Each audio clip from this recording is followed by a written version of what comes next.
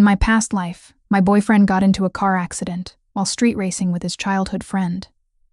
Ignoring my family's objections, I quit my job to nurse him back to health and covered all the medical expenses. Yet, once he recovered, a single remark from that childhood friend, "She is just acting this way to trap you for life," was all it took for him to abandon me without a second thought. Now, back on the very day of that accident, I simply stand by and watch the crash scene with a smile. Welcome to Karma reads. He crashed his car with another woman in the passenger seat, and a diamond ring engraved with her initials rolling beneath the dashboard. His girlfriend was supposed to pay for the wreckage. She did. Once. She won't be paying twice. The moment firefighters pried open the car door, a navy velvet ring box rolled out from beneath the passenger seat. The lid sprang open. The diamond struck the rain-slick asphalt and flashed once beneath the emergency lights. Claire Bennett stood behind the police tape, still holding the iced coffee Ryan Cole had ordered. Condensation slid between her fingers, but she barely noticed. Her eyes were fixed on the two tiny letters engraved inside the band. PM Paige Mercer. Paramedics lifted Ryan onto a stretcher. A scrape marked his temple. His breathing came fast, and his right leg had been secured in a splint. Just before they fitted the oxygen mask over his face, he grabbed Claire by the wrist. "Where's Paige?" Claire said nothing. Then Ryan spotted the open ring box on the pavement. His pupils tightened, and his grip on her wrist grew harder. "Don't let her mother see it." Red light from the ambulance swept across his face again and again, but Claire heard something else. A heart monitor, collection calls. The heavy thud of a washing machine spinning at 2 a.m. In her previous life, she had chased this ambulance all the way to the hospital. She had quit her job, maxed out her credit cards, and signed a medical payment plan in Ryan's name. Every night, at 2, she helped him to the bathroom. Paige had been admitted to the ward next door, so Claire bought her meals and picked up her prescriptions too. 3 months later, Ryan could walk with crutches. Outside the rehabilitation center, Paige slipped her arm through his. Ryan handed Claire a check worth less than 1/10 of what she had spent. "You did all that because you wanted me to owe you, didn't you?" Paige stood beside him wearing the ring engraved with PM. Now that same ring lay in the rain. Claire looked down at Ryan's hand around her wrist. "Tell me one thing first," she said softly. "Who is the ring for?" Ryan's lips parted, but no answer came. Paige suddenly coughed beside the stretcher. Her face was pale, and mud streaked her white coat, yet she still managed to raise one hand. "Claire, don't start a scene right now." Claire turned toward her. A faint line circled Paige's left ring finger, the pale mark left by a ring that had only just been removed. "Ma'am, please let go," a paramedic urged. "We need to transport the patient." Claire peeled Ryan's fingers from her wrist, one by one. "His insurance card is behind the divider in his wallet." She handed the wallet to the paramedic. "His mother is his emergency contact. I'm not his wife, and I'm not his fiancée." Ryan pushed himself halfway upright. "Claire." The stretcher wheels slammed onto the ambulance track with a metallic bang. "You're not coming." Claire bent, picked up the ring box, and handed it to the police officer standing nearby. "This came from the vehicle. Please log it with the rest of the property." Ryan's expression changed instantly. "That isn't evidence." The officer glanced at the initials inside the ring, then at Paige on the second stretcher. Several bystanders fell silent at once. Claire released the box. It dropped into a clear evidence bag. The ambulance doors shut, cutting off Ryan's voice. The siren rose, and the vehicle sped through the intersection, spraying rainwater from its tires. Claire did not follow. She threw both coffees into a trash can and called her mother. "Mom, set one extra place at dinner tonight." Linda hesitated for 2 seconds. "Is Ryan coming?" Claire watched the tow truck lift the wrecked car. "He won't be coming again." Claire had barely climbed into a cab when Ryan's mother called. "Claire, thank God you finally answered. Ryan needs surgery, and the insurance deductible is enormous. Transfer the money from your savings account. We need at least $25,000 ready." Claire cracked the window. Cool. Air rushed in, stirring the damp hair around her face. "There was a ring in your son's car with Paige's initials engraved inside." Silence. Then Denise's voice rose sharply. "So what? They grew up together." There's nothing strange about buying a keepsake. Ryan could lose his leg, and all you care about is a ring. The doctors haven't said he could lose his leg. How would you know? Because I heard the paramedics. His vitals were stable. He has a fracture and needs imaging. Don't invent a medical outcome to pressure me into paying. Denise took 2 angry breaths. You're his girlfriend. Not anymore. You would dump him when he needs you most. The thing he needs most from me is my money. Claire ended the call and muted Denise's number. At the Bennett house, roast chicken had just come out of the oven. Mark Bennett sat at the table, listening as Claire explained what had happened. When she finished, he slowly put down his knife and fork. The ring had the other woman's initials. Yes? What did Ryan say? He told me not to let Paige's mother see it. Mark dabbed his mouth with a napkin. That explains quite a lot. Linda spooned a generous mound of mashed potatoes onto Claire's plate. She did not tell her to calm down or ask whether she might regret leaving him. Eat first. Claire cut into the chicken. Steam rose from the meat. The first bite was too hot, and her eyes reddened instantly. Linda laid a hand over hers. Claire did not cry. She swallowed, then took a second bite. Her phone vibrated nonstop beside her plate. Nora had sent more than a dozen messages. The last was a screenshot of an online fundraiser. The title read, "Help Ryan Walk Again." He was planning to propose to his girlfriend tonight. The cover image showed the navy velvet ring box. Denise, listed as the organizer, claimed that Ryan's fiancée, Claire, had already promised to pay the first $25,000 of his expenses. Below the description was a short video. Paige sat in a hospital bed, pale and wrapped in a blanket. "I know Claire is only scared," she said, tears shining in her eyes. "Once she calms down, she'll come back. Ryan always says she has the kindest heart." At the end of the video, Paige lifted her left hand to wipe away a tear. The mark on her ring finger was unmistakable.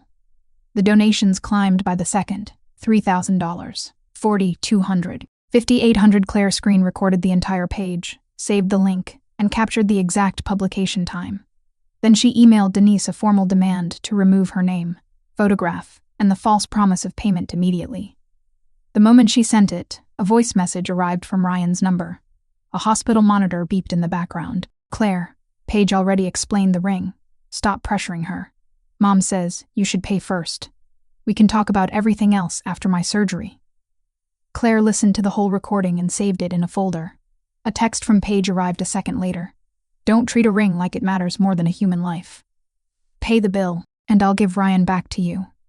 Claire stared at the screen for 2 seconds, took a screenshot, and replied, "Keep him. And keep the bill too." The next morning, Denise arrived at the Bennett house with a medical financing representative.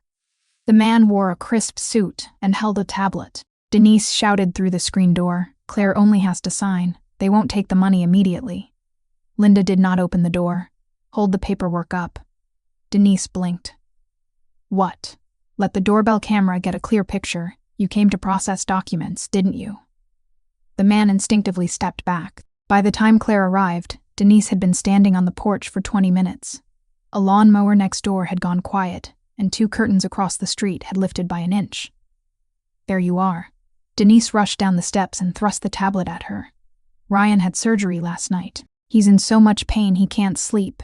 Sign this, and the hospital can place him in a better rehabilitation center." Claire did not take it. The screen displayed a joint loan application. Primary borrower, Ryan Cole. Co-borrower, Claire Bennett. Her full name, date of birth, employer, office address, and a near-accurate estimate of her salary had already been entered. Even the signature box contained a crooked imitation of Claire Bennett. All it lacked was electronic confirmation. Claire looked up. Who signed that? Denise's fingers curled. The system generated it automatically. The financing representative spoke at once. "Signature information is entered by the applicant. Our company does not create signatures." Denise spun toward him. "Be quiet." The blue light on the doorbell camera blinked. Mark stepped outside, holding his phone. That last sentence recorded perfectly. Some of the color drained from Denise's face. "We're family. Do you really have to turn this into a war?" Claire took out her own phone and photographed the application. You entered my identity into a medical loan and forged my signature. Now you're asking whether I'm overreacting. Ryan will pay it back once he recovers. In 4 years, he has repaid exactly $460 of everything he borrowed from me. The representative pulled the tablet back. Ma'am, I need to suspend this application. Denise grabbed his sleeve. You can't leave. The hospital is waiting for the money. He freed himself and hurried off the porch. Denise turned on Claire, her eyes burning red. Are you happy now? Ryan just had surgery, and you destroyed his rehabilitation plan. His rehabilitation plan should not require a forged signature. Claire called the lender's fraud department in front of her and read out the application number. Denise lunged for the phone, but Mark stepped between them. Touch my daughter again, and I call the police. The entire street seemed to go quiet. Denise's hand froze in midair. Her chest rose and fell. A few seconds later, she turned away with clenched teeth. Ryan will finally see what kind of person you are. Claire watched her descend the steps. Maybe he should start by looking at whose initials are inside the ring. At 9 that morning, Claire entered her company's conference room. A competitive pitch she had led for 6 months was scheduled for its final presentation. The client team filled one side of the long table, while Rachel Moore adjusted the display. Claire had just opened the first slide when a fraud alert appeared on her phone. Summono had attempted to charge an $8,000 deposit for a rehabilitation center to the credit card Ryan had saved months earlier when she booked a hotel for him. The transaction originated near the hospital. Claire's fingers paused on the trackpad. The client lead looked at her. Is there a problem? Claire locked the card, disputed the charge, and looked up. Number I just stopped an unauthorized expense.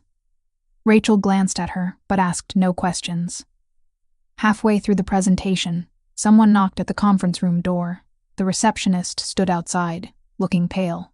There's a woman downstairs saying Ryan is dying and that you need to go to the hospital immediately. She brought a reporter. Several members of the client team exchanged looks. Claire closed her laptop.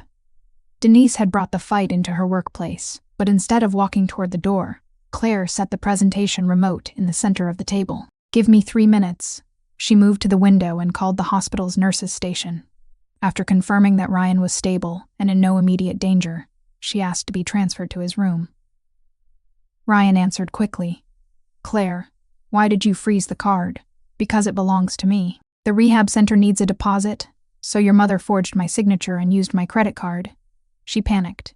Just pay it, and we'll sort everything out after insurance settles. Was the ring for Paige? There was a rustle on the other end. Paige was clearly nearby. Ryan lowered his voice. Is this really the time? Your mother is downstairs telling reporters you're dying. When would be a better time? The ring was only meant to reassure Paige. She hasn't been doing well. I plan to explain everything after you paid the deposit. Claire's fingers tightened around her phone. How exactly were you going to explain it? That you bought another woman a diamond, because I'm so kind you knew I would cover your bills. Ryan's voice rose. Do you have to make everything sound ugly? You weren't like this before. The conference room was completely still. The call was not on speaker, but Ryan was loud enough for the people nearest Claire to hear him. She turned toward her reflection in the glass wall. The old Claire already paid for you once. What? She gave you her career, her savings, and 2 years of her life. When you recovered, you put that ring on Paige's hand and told Claire to get out of your life. The steady beep of a monitor carried through the line. What are you talking about? Claire did not explain that she had lived through it before. I'm saying that from this moment forward, your surgery, recovery, loans, mother, and Paige are no longer my responsibility. She ended the call and returned to the screen. Rachel handed her the remote. You have 27 minutes left. Claire took it. That's enough. She offered no lengthy explanation. She resumed at the 3rd slide and walked the room through budget reductions, customer journeys, and risk controls 1 point at a time. 10 minutes later, shouting rose faintly from the lobby below. Security had asked Denise to leave, but she deliberately collapsed near the revolving doors and cried to the reporter that Claire was abandoning a dying man. The noise reached the conference room. Claire advanced to the next slide. The most effective brand story is not won by the loudest voice, she told the client. It is won by evidence, sequence, and facts the audience can verify.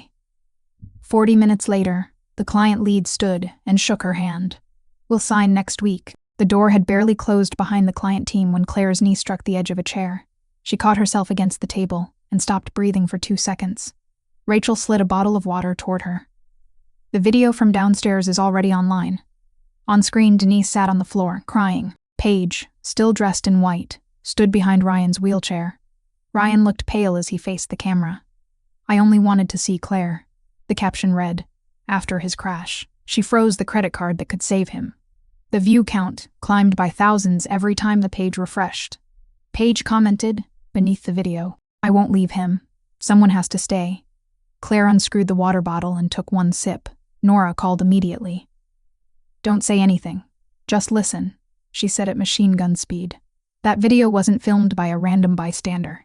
I can see the reflection of a stabilizer," and Paige checked the camera 3 times before she started crying. Claire dragged the video back to the beginning. Behind a planter near the revolving door, half of a black camera rig was visible. She watched to the end. In the final second, Paige was not looking at Ryan. She was looking straight at the camera, and the corner of her mouth moved in the faintest hint of a smile. The next day at noon, Ryan's family rolled his wheelchair into the lobby of Claire's office building. Denise led the group, holding the navy velvet ring box above her head. Paige wore a white dress. Her eyes reddened with almost theatrical precision. Her friend Amber followed close behind. Employees along both sides of the lobby stopped working. Denise slapped the ring box onto the reception desk. Everyone should see this. Ryan was going to propose to Claire with this ring, and over one little misunderstanding, she abandoned him while he was injured and took all the money. Claire stepped out of the elevator. "Open it." Denise froze. "What? You said everyone should see it. Take out the ring and read the engraving." Paige's face went white. Ryan gripped the arms of his wheelchair. "Claire, don't make this uglier than it already is. You brought the audience. You called the reporters. Your mother put the ring on the desk." Claire stopped in front of Denise. "Now open it." The lobby was so quiet they could hear the printer feeding paper behind the reception counter. Denise's fingers stiffened on the lid. Amber eased backward, but the lens of her phone protruded from the side of her handbag. Claire noticed and said nothing. She opened the box herself, removed the ring, and handed it to the receptionist. "Would you read the initials, please?" The receptionist turned the band beneath the light and narrowed her eyes. A ripple of shocked breaths moved through the crowd. Paige answered immediately. "It stands for Promise Me." Nora had just hurried through the entrance. She heard the explanation and nearly choked on her coffee. "What a coincidence," she said, wiping her mouth. "Your name happens to be Paige Mercer." Denise snapped the box shut. "That isn't important. A minute ago, you said the ring proved Ryan planned to propose to me." Claire replied, "Now, it doesn't matter." Ryan's face flushed. "Paige came with me when I picked it out. The store engraved the wrong letters." Paige turned toward him. The look lasted only a second, but there was no surprise in it. Claire took a stack of documents from her bag. "Since jewelry stores apparently make such mysterious mistakes, let's discuss records that do not." She spread bank statements across the reception desk, one by one. 3 months of rent, the remainder of Ryan's car down payment. Credit card minimums, losses from his failed business idea. The cost of Denise's birthday party. The final page showed a total of $16,840 in red. Denise glanced at the number and gave a cold laugh. "You kept a ledger while dating him. That's terrifying." Claire placed Ryan's repayment history beside it. $460. Someone in the lobby laughed before quickly covering it with a cough. Ryan slammed his palm against the wheelchair arm. "Enough." The lobby fell silent. "That money was voluntary," he said, his neck reddening. "Are you putting it on display to prove you're better than everyone else?" Claire slid the medical loan application toward him. "I'm proving that you turned my generosity into permanent authorization. Lending you money was voluntary. Caring for you was voluntary. Cleaning up your mother's problems was voluntary. So all of you decided that forging my signature and charging my card should count as voluntary too." Ryan stared at the application and looked away. Denise snatched it up. "That was a system error. The representative has already confirmed that you supplied the information." Denise raised her hand, the pages nearly striking Claire's face. Security stepped forward at once. At that moment, the elevator doors opened again. Grant Cole walked out carrying a brown document envelope. He was Ryan's cousin, and the only member of the family who did not solve every problem by increasing the volume of his voice. Denise hurried toward him as though he were a lifeline. "Grant, thank God. Claire has lost her mind. She's trying to ruin Ryan." Grant did not look at her. He set the envelope on the desk and removed a signed document. "This is a debt acknowledgement Ryan signed on his second day in the hospital. A nurse, a hospital social worker, and I were present. He confirmed that he owed Claire $16,380. Ryan's expression darkened. "You tricked me into signing that while I was on painkillers." Grant turned to the second page. "You corrected a $40 calculation error and requested a 2-month extension on the repayment schedule. You were fully alert." Laughter broke out again. Ryan pushed himself up from the wheelchair. The instant his injured leg touched the floor, his body pitched forward. Paige released the chair and stepped back to protect her white dress. Grant caught Ryan and lowered him into the seat. Amber's phone recorded the entire moment. Claire reached over and gently pulled the phone from the opening in Amber's bag. Amber's face changed. "What are you doing? You wanted a record, didn't you?" Claire held the phone up so its camera faced everyone. "From this point on, nobody turns it off." Tears appeared in Paige's eyes immediately. "Claire, hate me if you want, but Ryan truly needs help. I just graduated. I don't make much, and I've already given everything I can." "How much?" $500. Grant looked at her. Paige bit her lower lip. Claire did not argue. She handed the phone back to Amber. "Make sure you recorded that clearly." She said 500. Denise pointed at Claire. "What do you want from us?" "I want you out of my workplace. The rehabilitation center still needs $8,000. That is your bill. He may never walk normally again." For the first time, Claire's control cracked enough for the edge in her voice to show. "Then let him follow his doctor's rehabilitation plan instead of holding up his leg like a payment link." The lobby went dead silent. Ryan's eyes reddened. "So you don't care whether I ever stand again? Your doctors are responsible for your recovery. You are responsible for your debt. And I am responsible for my life."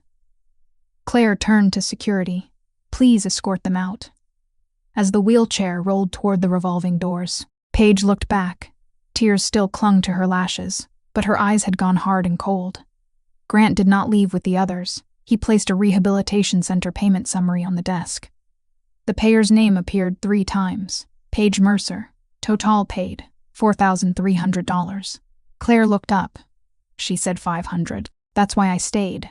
Grant handed her a business card. "The man filming is Evan Shaw. Paige has been doing freelance strategy work for his content studio for the past year." Claire looked through the glass doors. Amber was handing her phone to a man holding a stabilizer. "They didn't decide to film this at the last minute," Grant said. Claire photographed the payment summary. "Even better." Grant frowned. "You're not going to stop them from posting it." Outside, Paige moved behind Ryan's wheelchair, fixed her hair, and waited for the camera to frame her. "If I stop them now, I can only prove they intended to film."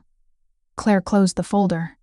"If I let them post it, I can prove what they intended to cut." At 7 that evening, the video reached #1 on the local trending page. It opened with Claire saying, "That is your bill." Then the footage cut to Ryan's reddened eyes and the brace around his leg. The first half of Claire's sentence about his doctors was removed, leaving only, "Your recovery is your responsibility." The video ended on the image of Claire asking security to remove them. The headline read, "Heartless ex humiliates injured boyfriend in public. Your leg is not my responsibility." Paige left one comment. "If Claire refuses to help, that's fine. I'll stay beside Ryan until he walks again." 5 minutes later, Claire's company account was flooded with more than 10,000 hostile comments. 10 minutes later, the client emailed to pause the contract. 15 minutes later, a cup of iced coffee smashed against Claire's front door. The plastic burst. Brown liquid streamed down the pale wood. A printed note had been taped around the cup. "Your turn to lose everything." The next morning, Claire walked into work wearing the same light-colored trench coat, now stained with coffee. She had not changed it.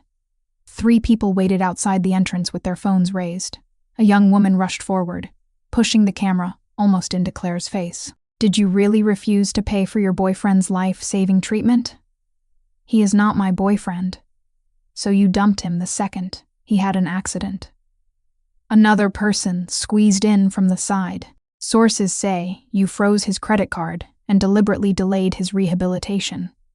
Claire stopped. That credit card belongs to me. Using someone else's card without permission is fraud. The woman faltered, then recovered. Ryan cannot walk right now. Don't you feel guilty at all? Claire glanced at the phone. The live viewer count was climbing. Have you interviewed his doctors? What? Have you confirmed his prognosis, or have you only watched an edited video? The woman opened her mouth, but no answer came. Claire turned and entered the building. Just before the elevator doors closed, a paper cup flew from the crowd. It struck the metal door. The lid popped off, and coffee splashed across Claire's shoulder. Rachel was waiting on the 23rd floor. She took one look at Claire's coat and frowned. The client paused the contract. The board wants a written explanation by 3 this afternoon. Claire wiped coffee from her shoulder with a tissue. I need the legal conference room, video analysis software, and authorization to access the building's full security footage. You have until 9 tonight. Wasn't the board's deadline 3? That's their deadline. Rachel pushed a key card into Claire's hand. 9 is what I negotiated for you. Don't waste it. Nora arrived carrying 2 laptops, 3 chargers, and an entire bag of donuts. By then, Claire had divided the viral video into 72 separate clips. There were 6 cuts in the audio. The chronology had been rearranged 3 times. The footage of Ryan trying to stand and Paige stepping away had been removed entirely. There was no close-up of the ring's initials. Nora shoved a 3rd donut into her mouth. They didn't edit the video. They gave the truth a new face. Claire dragged the timeline backward. The frame stopped half a second before Paige began to cry. She was not looking at Ryan. She was looking at the camera. She checks the lens every time before she cries, Claire said. Grant entered carrying an encrypted hard drive, and the building management's written permission to use the footage. Any unrelated employees must be blurred before the video is made public. Does Ryan's family know you gave this to me? They asked me to handle the debt and the publicity. Nora looked up. And your idea of handling publicity is handing a shovel to the person they buried. Grant glanced at her. I don't handle metaphors. Your life must be tragically underdecorated. Claire plugged in the hard drive. The full security footage began to play. Amber and Evan arrived 17 minutes before Ryan's family. They tested the audio and adjusted the stabilizer. Just before Paige entered the lobby, she stood beside the camera and said quietly, "When she says she won't pay," pushing closer.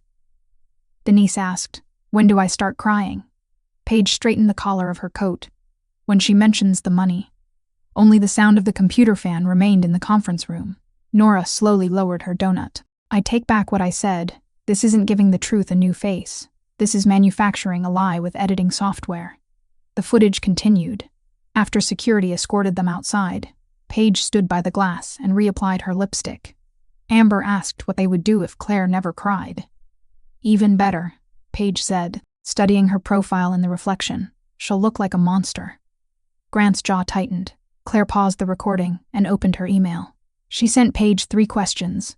Did you pay only $500 toward Ryan's expenses? Did you know in advance that Amber would be recording? Were you involved in creating the fundraiser or its videos? 19 minutes later, Paige replied. I paid only $500. Amber recorded without warning. I had no idea. I have never worked with any production staff. Nora looked from the email to the payment summary showing $4,300. 3 lies in 1 email. She's having a very productive day. Claire preserved the original message data, timestamps, and attachments. We're still missing one thing. What? Motive. Grant removed a fundraiser transaction statement from his envelope. One payment of $1,200 had gone to Evan's content studio. The memo read, Recovery Story Production. Nora shot to her feet. They used donation money to produce videos attacking you. It does not yet prove Paige authorized the payment, Grant said. Claire stared at the transaction. Then we let her admit it herself. At 2 that afternoon, Ryan posted a video of his own. He sat on the edge of a rehabilitation bed, his right leg secured in a brace, his voice rough. I don't want to attack Claire. But she once told me that if I ever left her, she would rather see me never walk again. Claire had never said anything remotely like that. The comment section no longer required evidence. Complaints flooded her company email. Clients demanded that the account be cancelled. Someone found the page for Linda's community bake sale and wrote that she had raised a heartless daughter. When Mark called, he kept his voice low. "Don't worry about us. The cameras are on, and I've already filed a police report." Claire closed her eyes for a moment. Ryan's video passed 1 million views. She searched years of old messages and found nothing even close to the sentence he had invented. Grant stood beside the window. "He's forcing you to meet him." Claire downloaded and archived the video. "He's forcing me to prove I never said something that never existed. The moment I start defending myself against an imaginary quote, he wins." Rachel entered and laid the client's email on the table. "They'll decide tomorrow morning whether to cancel the contract." Claire checked the time. 7:42 p.m. "I'm going live at 9. Rachel did not try to stop her.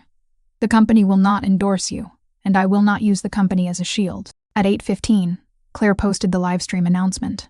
She wrote no long explanation. She uploaded a single close-up of the PM engraving. The caption read, 9 p.m. complete timeline. Original footage, unedited audio. By 8:40, more than 100,000 people had reserved a place in the livestream. At 8:55, Paige posted a long statement claiming she wanted to withdraw from the conflict and only begged Claire to stop upsetting Ryan. At 8:58, Ryan entered the waiting room and commented, "Claire, will you tell everyone why you wanted me never to walk again?" Nora slapped her phone onto the table. "Bring him on screen. I am not sleeping tonight. I want to watch him dig the hole all the way to the center of the earth." Claire pinned his comment. The countdown began. 10, 9, 8. Grant stood just outside the camera frame and placed one final document beside her. It was a screenshot of a text Ryan had sent Paige 2 hours before the crash. "Claire will pay. Once I recover, we can start over." Claire looked up. "Was this obtained legally?" "Ryan gave me his old phone for the insurance records. He never signed out of the family cloud backup. An attorney confirmed we can use it to respond to his public accusations." The countdown reached 1. The live stream began. A wall of insults flooded the screen. Claire lifted the diamond ring engraved with PM and held it beneath the camera. "Let's begin with the item," they said, "belonged to me."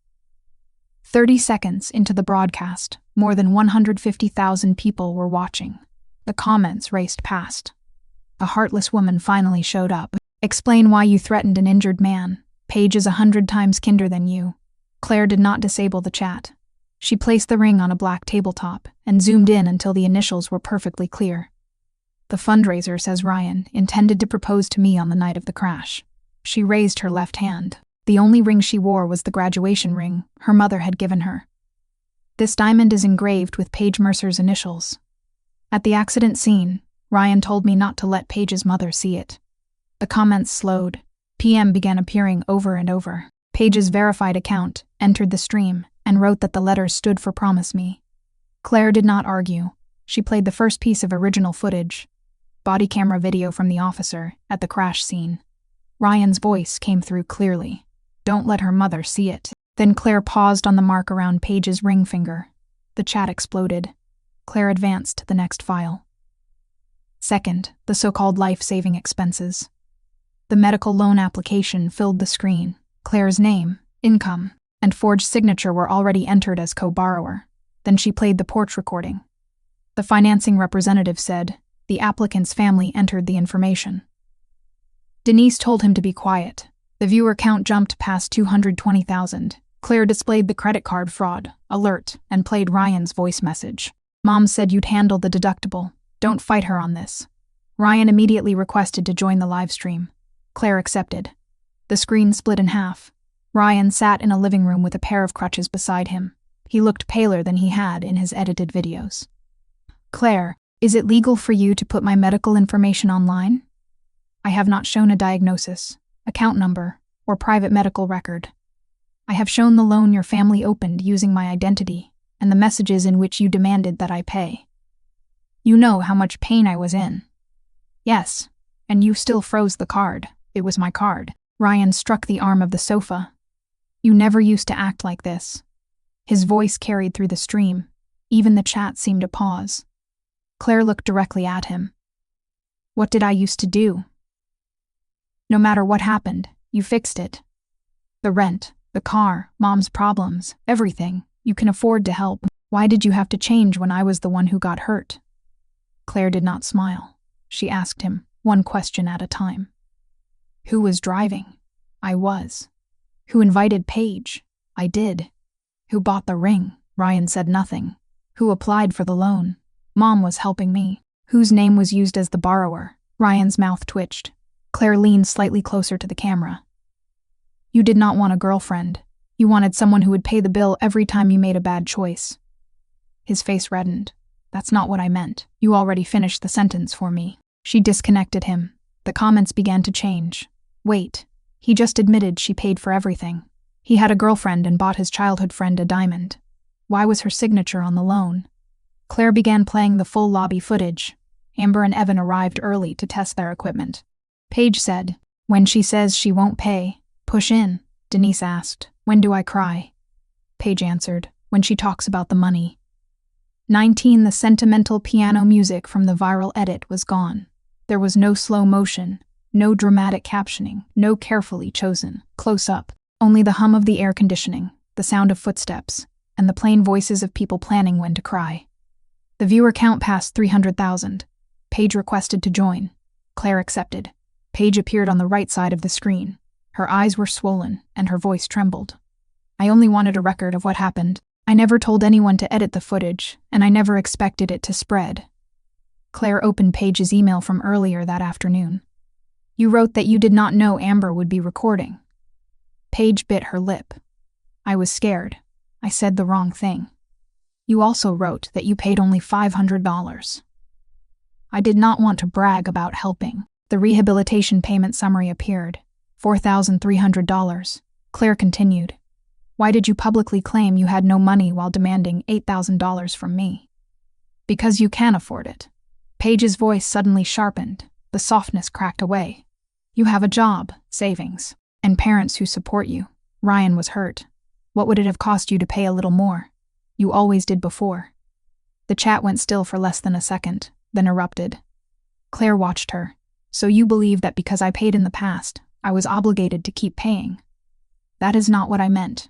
You and Ryan have both used that sentence tonight. Paige's breathing grew faster.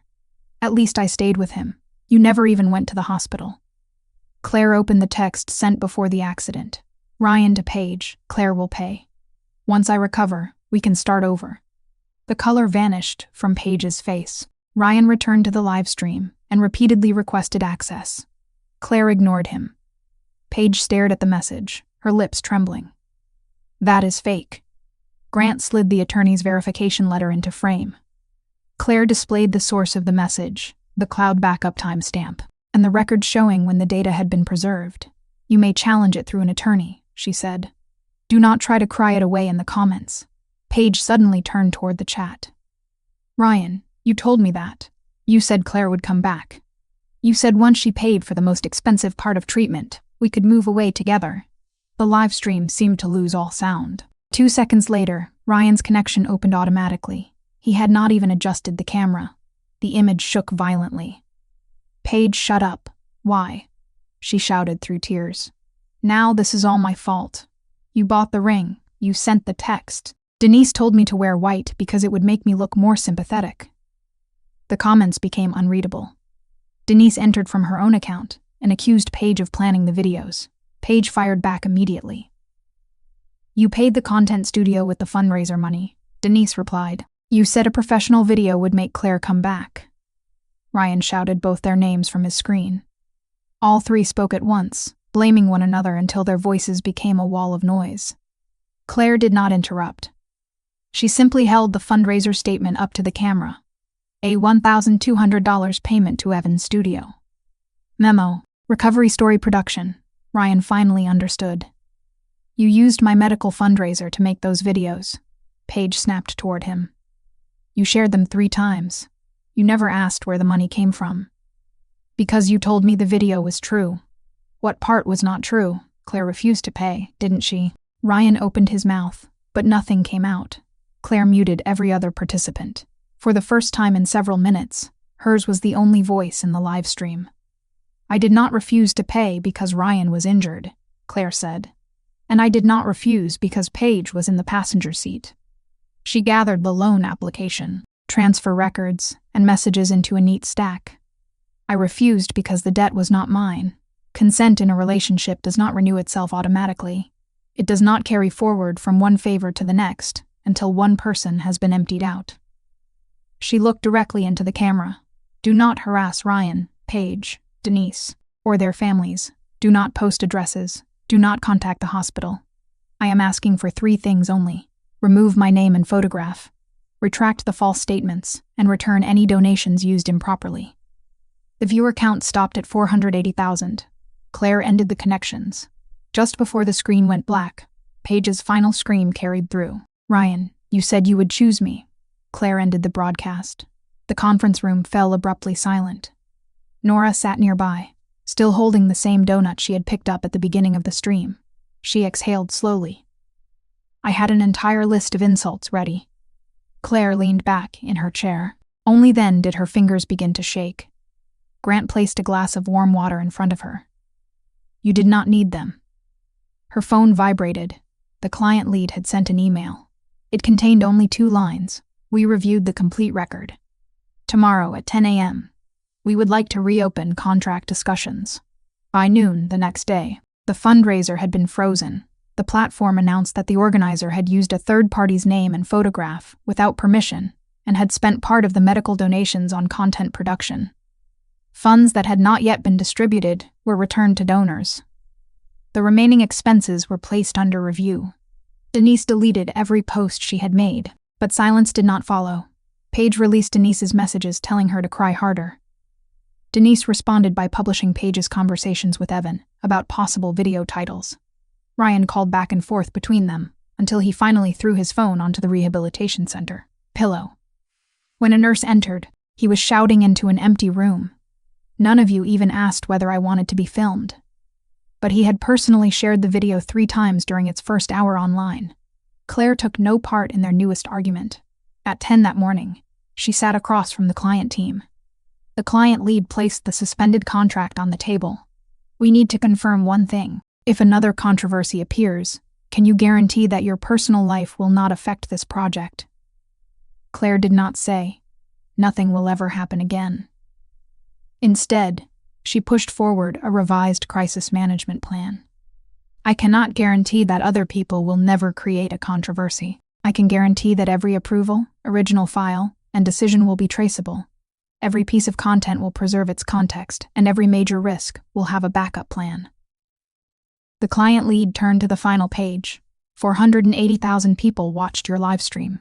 Today's proposal only needs to persuade the 6 people in this room. Someone on at the table laughed.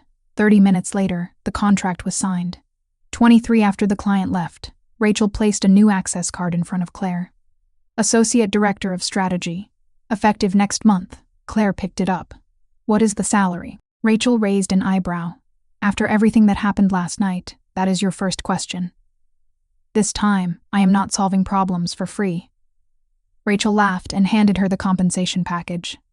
That evening, the Bennett family table was crowded with seafood and roasted vegetables. Nora stole the last crab leg and announced that her technical expertise had been decisive in winning the media war.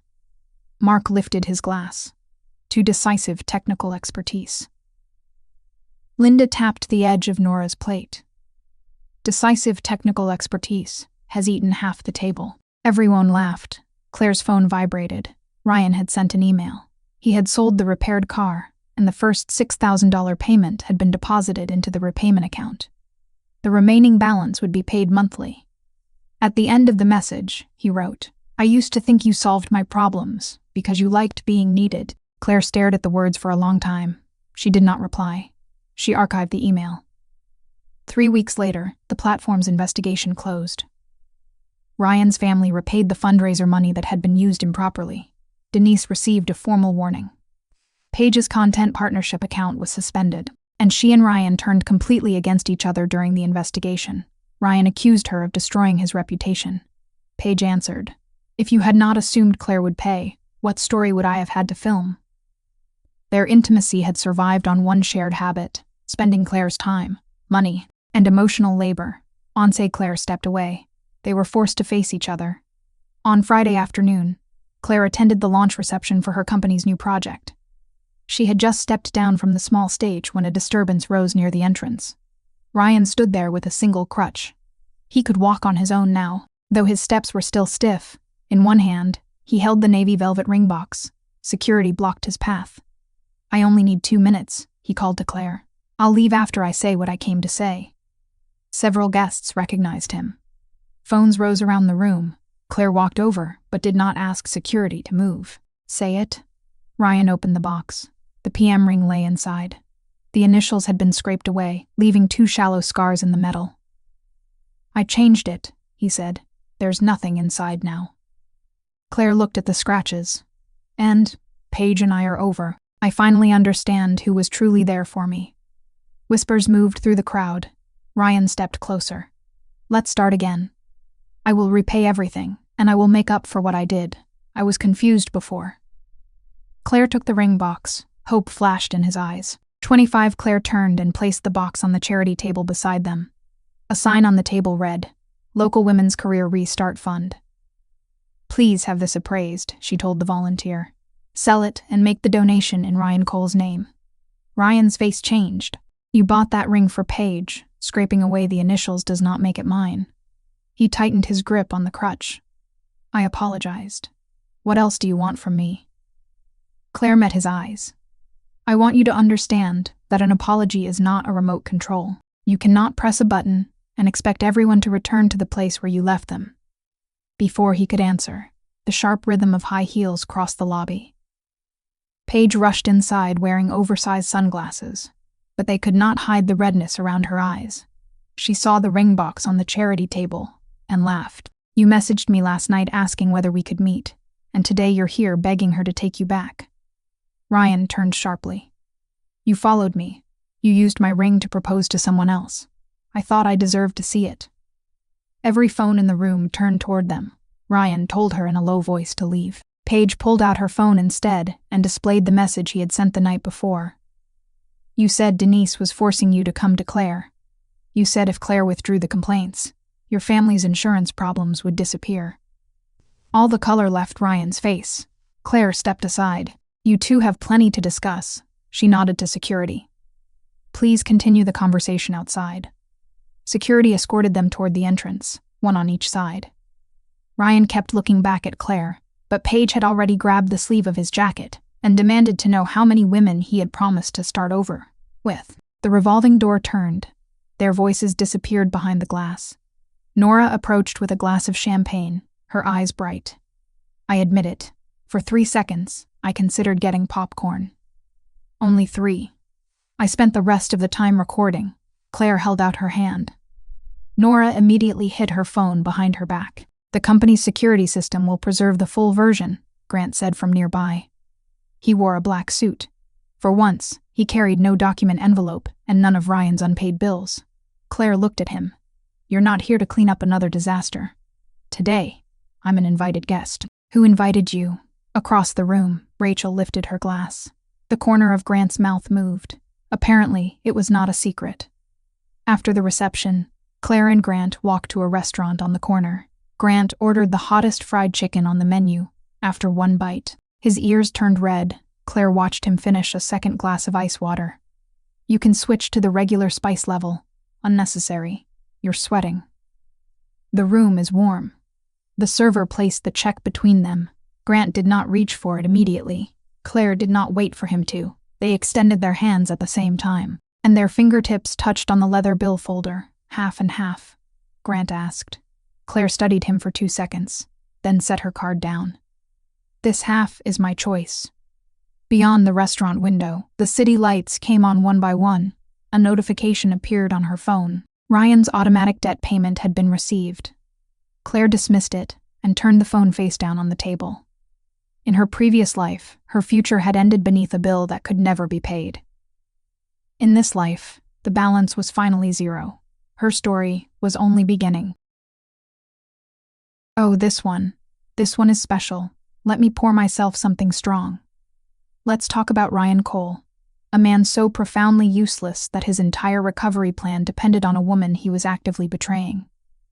He bought a diamond for the other woman, crashed a car with her beside him, and then called his girlfriend from the stretcher, not to apologize, not to confess, but to make sure she'd cover the deposit. The audacity isn't even impressive anymore. It is just architectural. He built an entire life on the assumption that Claire's kindness was a renewable resource with no expiration date. He confused her love with a blank check and her patience with permission. And Paige. Sweet, teary-eyed Paige in her white dress, checking the camera angle before every single tear fell. A woman who rehearsed her grief like a theater student, preparing for a callback. She claimed $500 when the receipt said $4,300. She said she didn't know about the filming when she was literally directing it. She whispered, "Push in closer," like a cinematographer, and then sat in front of the world, pretending she didn't know what a stabilizer was. The performance was almost admirable, if it weren't so pathetically transparent. And Denise, lovely Denise, who forged her son's girlfriend's signature on a medical loan, showed up at her workplace with a camera crew and used charity donations to fund propaganda videos. Then had the nerve, the breathtaking, gravity-defying nerve, to say, "We're family. Why are you making this a war? Ma'am, you declared war the moment you put someone else's name on a debt without their knowledge. That is not a family disagreement. That is fraud in a cardigan." What makes this story magnificent isn't the revenge. It is the refusal. Claire didn't scream. She didn't beg. She didn't post a tearful rebuttal at 2 a.m. She simply stopped participating in her own exploitation. She let them perform. She let them lie. She let them contradict each other on a live stream watched by 500,000 people. And then she laid down the receipts like a surgeon laying out instruments before an operation. Calmly, precisely, and without a single wasted motion. Here is what I need you to understand tonight. Loves.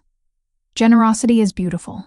But generosity without boundaries is just a buffet for people who never learned to feed themselves. You are allowed to stop. You are allowed to say, "That card is mine, and that debt is yours, and your recovery is not my subscription service." You do not owe loyalty to people who see your kindness as an automated payment plan. And if someone scrapes away initials on a ring, meant for another woman, and tries to hand it to you, like it is new, put it on a charity table, let it fund someone else's fresh start, that is not cruelty. That is poetry. The story's told. She took back every dollar, her name, her career, and her peace.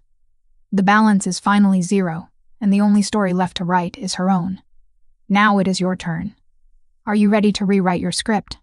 I am Nova. Sweet dreams tonight, and tomorrow. Rise from the ashes. Reborn.